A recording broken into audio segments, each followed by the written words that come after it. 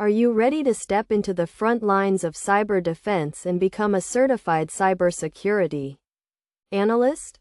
The CompTIA CySA Plus is the gold standard for incident response and threat intelligence. But the exam is notorious for its complex, scenario-based questions. In this video, we will cover CompTIA CySA Plus practice exam questions and answers, Cybersecurity Analyst Certification Prep. Unlock your potential as a cybersecurity analyst with this comprehensive CompTIA CySA Plus CS0003 Practice Exam Guide. In this video, we are breaking down 30 high-yield practice questions covering threat management, vulnerability management, cyber incident response, and security operations to ensure you are fully prepared for the CS0003 exam. Before we dive in, make sure to subscribe for more certification deep dives and hit that notification bell.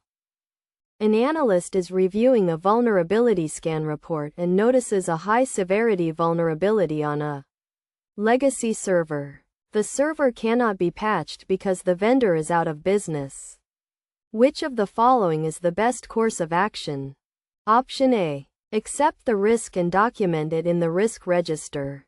Option B. Implement a compensating control, such as isolating the server on a protected VLAN.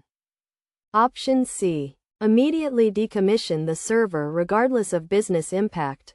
Option D. Perform a fresh scan to see if the vulnerability was a false positive.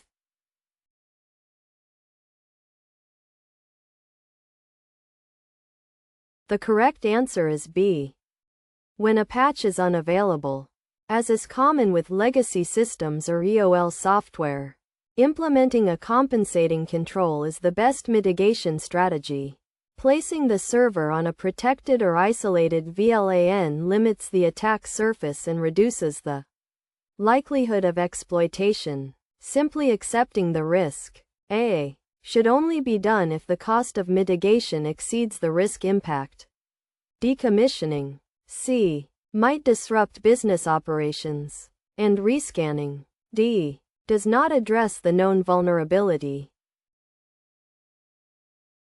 A security analyst sees a spike in DNS traffic to a specific external IP address known for hosting.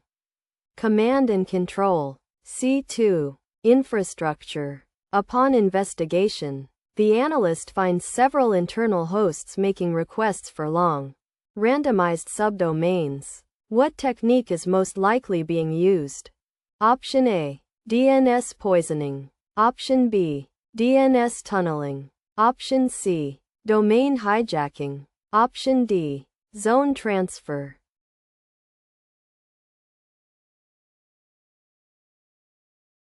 The correct answer is B. DNS tunneling involves encapsulating non-DNS traffic, such as C2 commands or exfiltrated data, within DNS packets. The use of long, randomized subdomains, e.g., ast123fgh.attacker.com, is a hallmark of this technique, as the data is encoded into the subdomain part of the query. DNS poisoning, A, involves corrupting cache. Domain hijacking, C, is unauthorized control of a domain registration. And zone transfers, D, are used to replicate DNS databases. During an incident response process, which of the following steps is performed immediately after containment is successful? Option A, preparation. Option B, eradication. Option C, lessons learned. Option D, identification.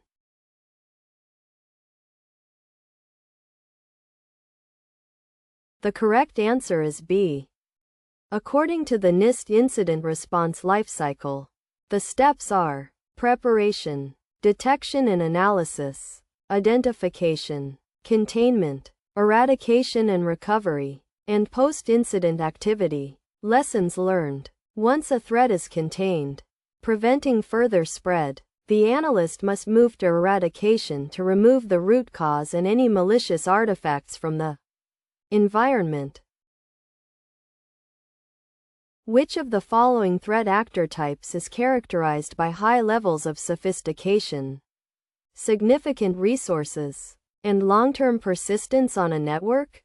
Option A, hacktivist. Option B, script kiddie. Option C, advanced persistent threat, apt. Option D, insider threat.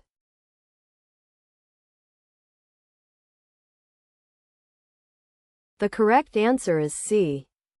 Advanced persistent threats. APTs are typically state-sponsored or highly organized groups.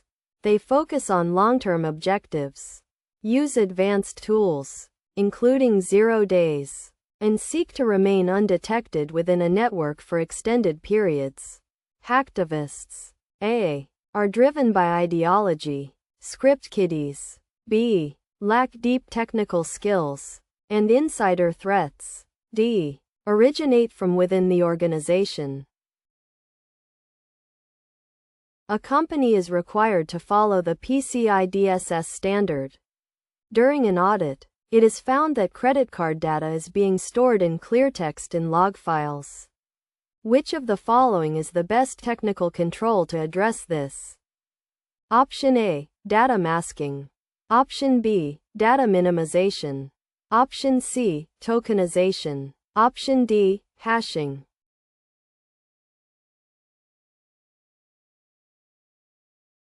The correct answer is C.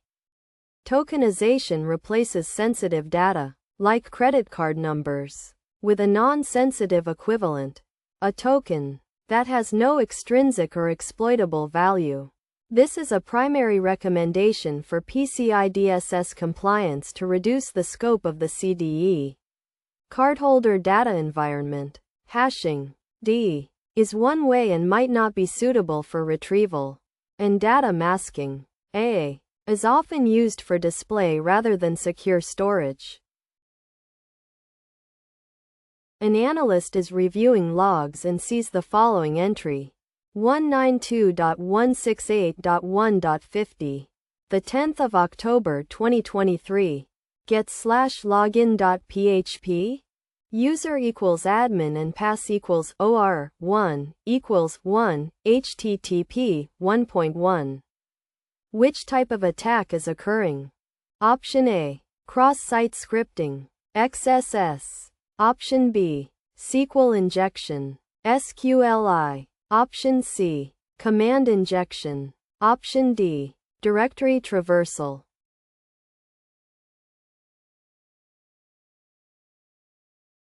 The correct answer is B. The string OR1 equals 1 is a classic SQL injection payload used to bypass authentication by making the SQL query logic always evaluate to true. Cross-site scripting A would involve less than script greater than tags. Command injection C would involve OS commands like ls or dir .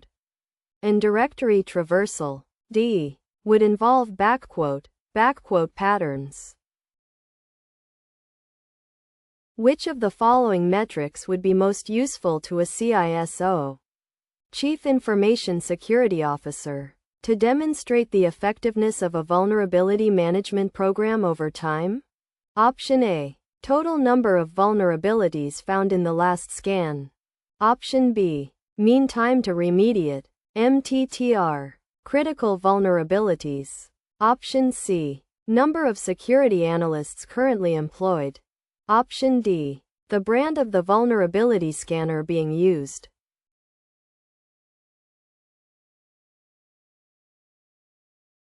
The correct answer is B. The mean time to remediate, MTTR, is a key performance indicator, KPI, that measures how quickly the organization responds to and fixes vulnerabilities. A decreasing MTTR indicates an improving and more efficient security posture, which is high-level data that executive leadership, like a CISO, requires for strategic decision-making. An analyst is using the diamond model of intrusion analysis to track a campaign. They have identified the adversary and the victim. What are the other two components of the diamond model? Option A, tactics and procedures. Option B, infrastructure and capability. Option C, intent and strategy. Option D, malware and delivery.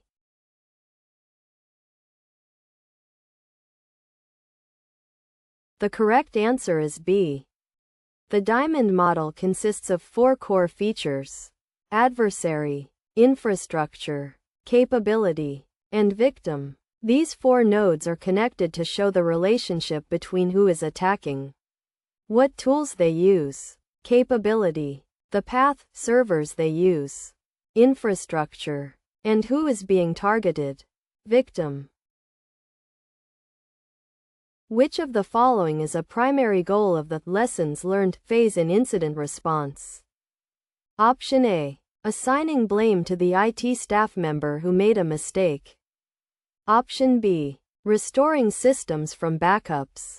Option C, improving future response capabilities and identifying process gaps. Option D, notifying law enforcement of the breach.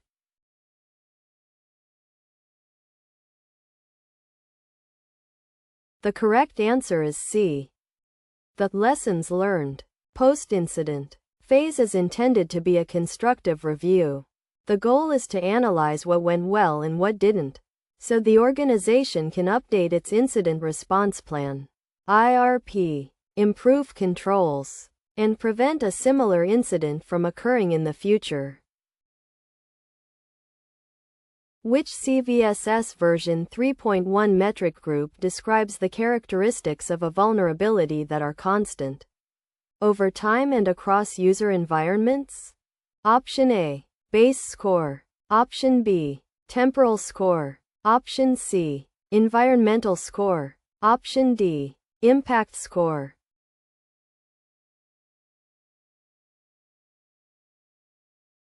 The correct answer is A. The CVSS base score group represents the intrinsic qualities of a vulnerability.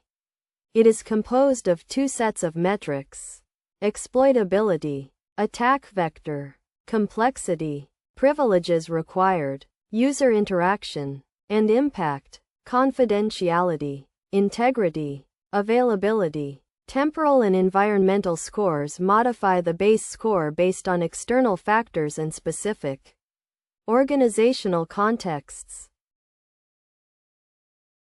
An organization wants to implement a solution that can automatically block malicious IP addresses at the firewall based on real-time threat intelligence feeds. Which of the following is needed? Option A, SIEM. Option B, SOAR. Option C, DLP. Option D, EDR.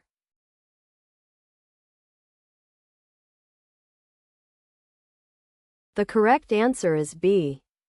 Security orchestration, automation, and response. SOAR platforms are designed to integrate different security tools and automate workflows.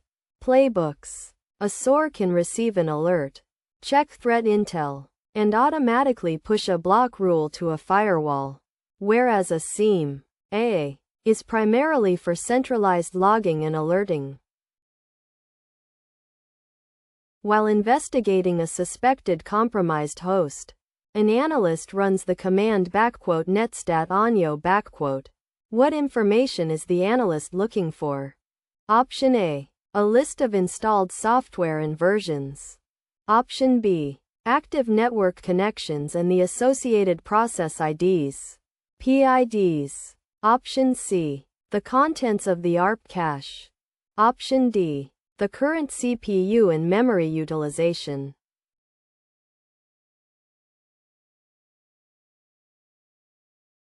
The correct answer is B. The "netstat" command is used to display network statistics. The "a" flag shows all connections ports. "N" shows numerical addresses. And "O" shows the owning process ID. This is crucial for identifying if a malicious process is communicating with an external C2 server. A cybersecurity analyst is tasked with reducing the number of false positives in the SIEM. Which of the following actions would be most effective? Option A. Increasing the sensitivity of all alert rules. Option B. Disabling logging for all non-critical servers. Option C. Tuning alert logic and correlating multiple events. Option D. Purchasing a second SIEM for redundancy.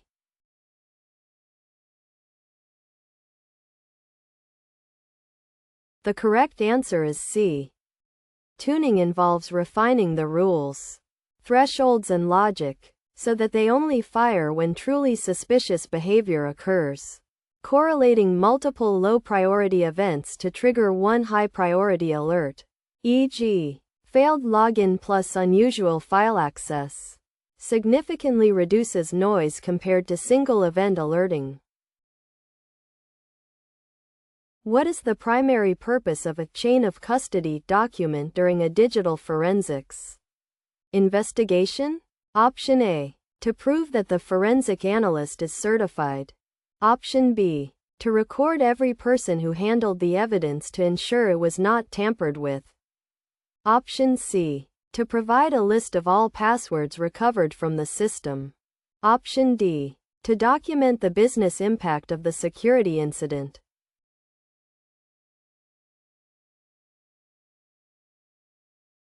The correct answer is B. Chain of custody is a chronological documentation that records the sequence of custody, control, transfer, and analysis of physical or electronic evidence. It is vital for ensuring evidence is admissible in court by proving it has remained in its original state since seizure. Which of the following is a passive method of gathering information about a target's infrastructure? Option A. Running an Nmap aggressive scan. A. Option B. Performing a vulnerability scan with Nessus. Option C. Searching WHOIS databases and social media profiles. Option D. Conducting a banner grabbing exercise on open ports.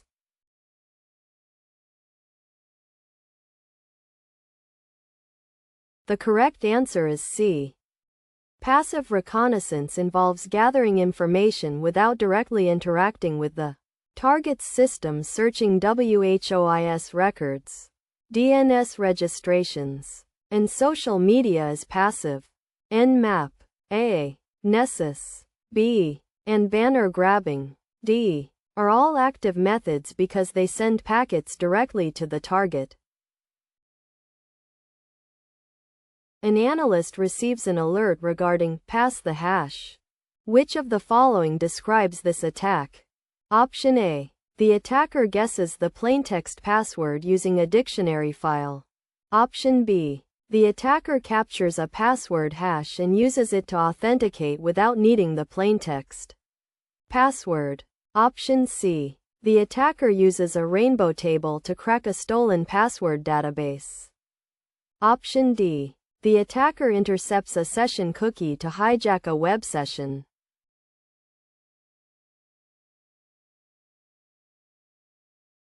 The correct answer is B. Pass the hash, PTH, is a technique where an attacker captures a hashed user credential and, instead of cracking it to find the plaintext password, uses the hash itself to authenticate to a remote server or service, typically via NTLM or Kerberos. This is a common lateral movement technique.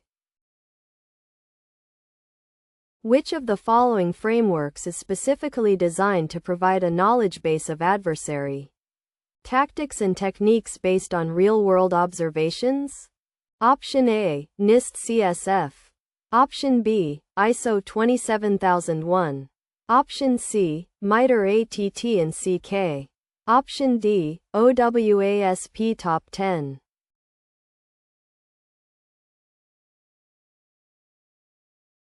The correct answer is C. MITRE ATT and CK. adversarial tactics, techniques, and common knowledge, is a globally accessible knowledge base of adversary behavior. It is used by analysts to map observed behaviors during an incident to known threat actor patterns. NIST CSF-A is a high-level framework for managing risk, and OWASP-D focuses on web application security. During an investigation, an analyst discovers that a compromised account was used to create a new domain admin account. Which of the following should be the immediate priority? Option A. Deleting the original compromised account. Option B. Disabling the newly created domain admin account. Option C. Reinstalling the operating system on the domain controller. Option D. Performing a full password reset for all users in the domain.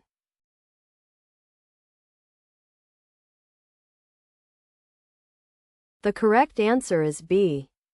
While deleting the original account is important, the new domain admin account represents the highest level of risk, persistence, and privilege escalation. Disabling it immediately contains the attacker's ability to control the domain. Reinstalling the OS C is part of recovery, and a full password reset D is a massive undertaking performed later in the process. A web application is vulnerable to cross-site request forgery, CSRF. Which of the following is the most effective mitigation for CSRF? Option A. Input validation and output encoding. Option B. Implementing anti-CSRF tokens for sensitive transactions. Option C. Using a web application firewall, WAF, to block all SQL queries. Option D. Forcing users to use complex passwords.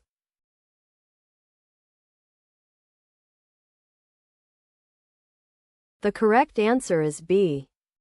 CSRF works by tricking a user's browser into sending an unauthorized request to a web application, where the user is authenticated.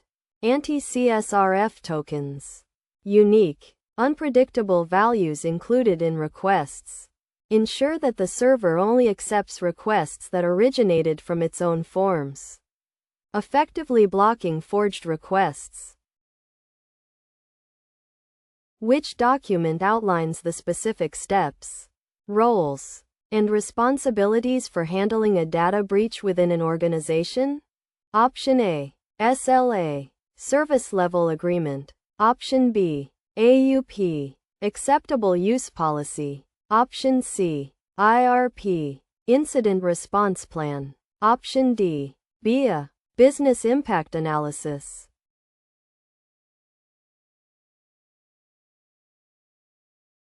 The correct answer is C. The Incident Response Plan, IRP, is a set of instructions to help IT staff detect, respond to, and recover from network security incidents. It covers everything from technical steps to communication protocols with stakeholders and legal teams. An analyst is comparing two vulnerability scans from the same month. Scan A shows 50 vulnerabilities, while Scan B shows 150. Both scans use the same scanner. What is the most likely reason for this discrepancy? Option A. Scan A was a credentialed scan, and Scan B was non-credentialed. Option B. Scan B was a credentialed scan, and Scan A was non-credentialed. Option C. The scanner software was updated between scans. Option D. The network was under a DDoS attack during Scan A.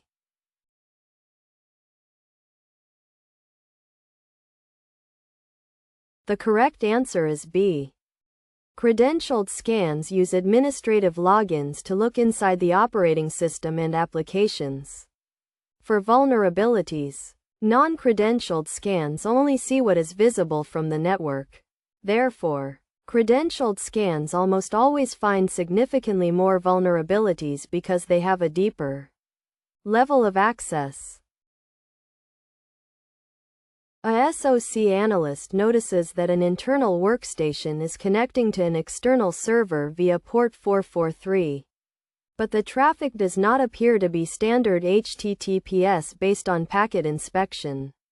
This is likely an example of Option A, protocol anomaly. Option B, signature-based detection. Option C, standard web browsing. Option D, banner grabbing.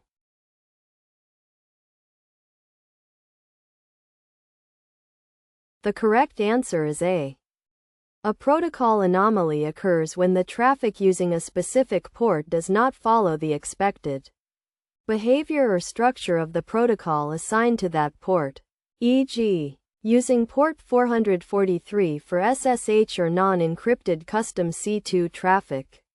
Deep Packet Inspection, DPI, is used to identify these anomalies. During the recovery phase of an incident, what is the primary focus? Option A, identifying the attacker's identity. Option B, returning systems to normal operation and monitoring for signs of reinfection. Option C, determining the total financial loss for insurance. Option D, creating a press release for the media.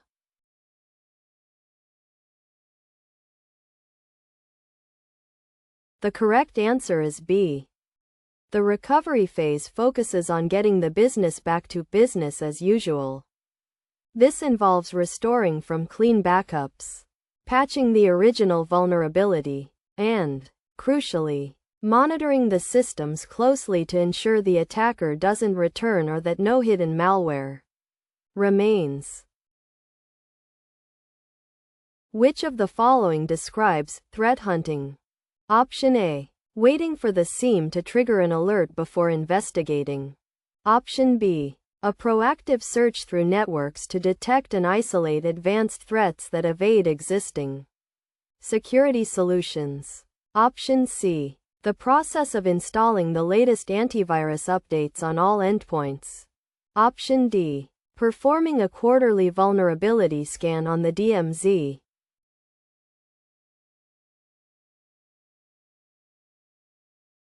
The correct answer is B. Threat hunting is a proactive, hypothesis-driven approach. Instead of waiting for an automated alert, reactive, analysts manually search for indicators of compromise, IOCs, or suspicious patterns that might have bypassed automated defenses like firewalls and EDR. An organization is migrating to the cloud and wants to ensure that the cloud provider meets specific security standards. Which report should they request from the provider? Option A, SOC 1 Type 2. Option B, Society 2 Type 2. Option C, Nessus Scan Report. Option D, GDPR Article 30.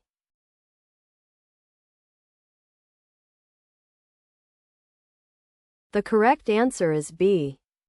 Society 2. System and Organization Controls. Reports focus on non-financial reporting controls as they relate to security, availability, processing integrity, confidentiality, and privacy. A Type 2 report evaluates the effectiveness of these controls over a period of time, e.g., 6 months, making it the industry standard for cloud provider assessment. Which of the following is a security benefit of implementing microsegmentation in a data center? Option A, it increases the speed of the network by reducing hops. Option B, it prevents lateral movement by applying granular security policies to individual workloads. Option C, it eliminates the need for a corporate firewall. Option D, it automatically encrypts all data at rest.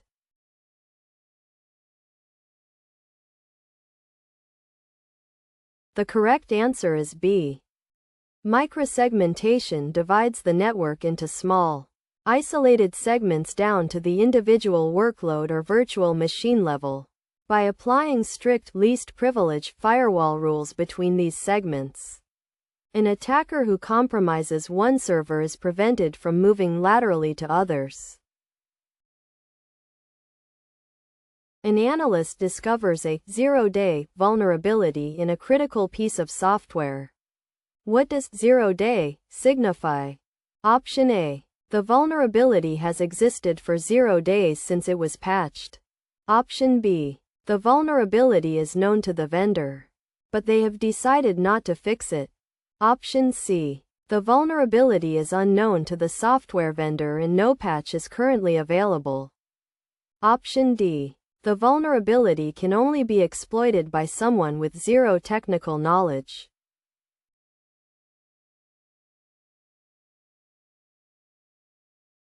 The correct answer is C. A zero-day vulnerability is one that is unknown to the parties responsible for patching or fixing it. The vendor. Because the vendor is unaware, there are 0 days of protection available, making these extremely dangerous until a patch or workaround is developed. Which of the following is the best example of an indicator of compromise, IOC? Option A. A user forgetting their password 3 times. Option B. A known malicious file hash, MD5, SHA-256, found on a workstation. Option C. A scheduled maintenance window for a database server. Option D. An increase in web traffic during a holiday sale.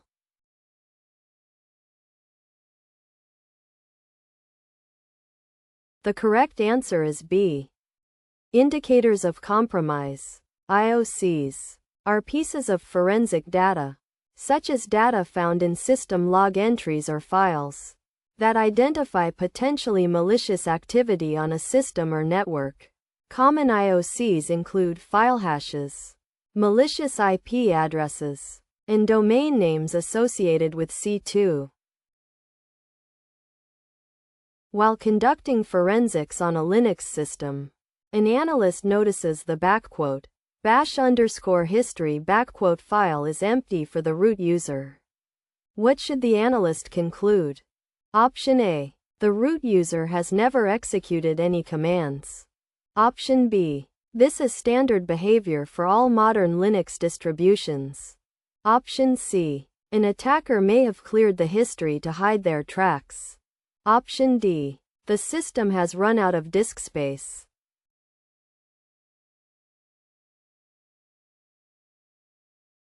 The correct answer is C. The "bash_history" file records commands executed in the shell. While it can be disabled, finding it empty on a production system during a security investigation is a significant red flag. Attackers often use commands like "history C" or delete the file to prevent analysts from seeing what they did. Anti-forensics. What is the primary difference between an IPS, intrusion prevention system, and an IDS, intrusion detection system? Option A. An IDS can block traffic, while an IPS only sends alerts. Option B. An IPS is placed out of band, while an IDS is placed in line. Option C. An IPS can actively block or drop malicious traffic, while an IDS only monitors and alerts. Option D. An IDS requires a subscription, while an IPS is always free.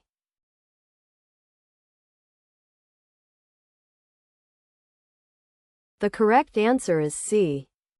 An IDS is a detective control.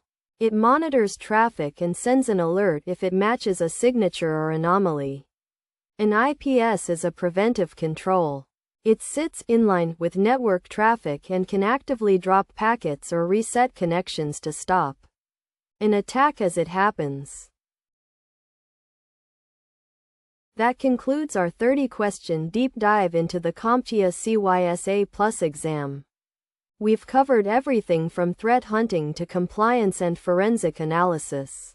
If you found these explanations helpful, please give this video a thumbs up and comment below on which domain you find the most challenging. For the full practice exam suite and comprehensive study materials, check the link in the description below.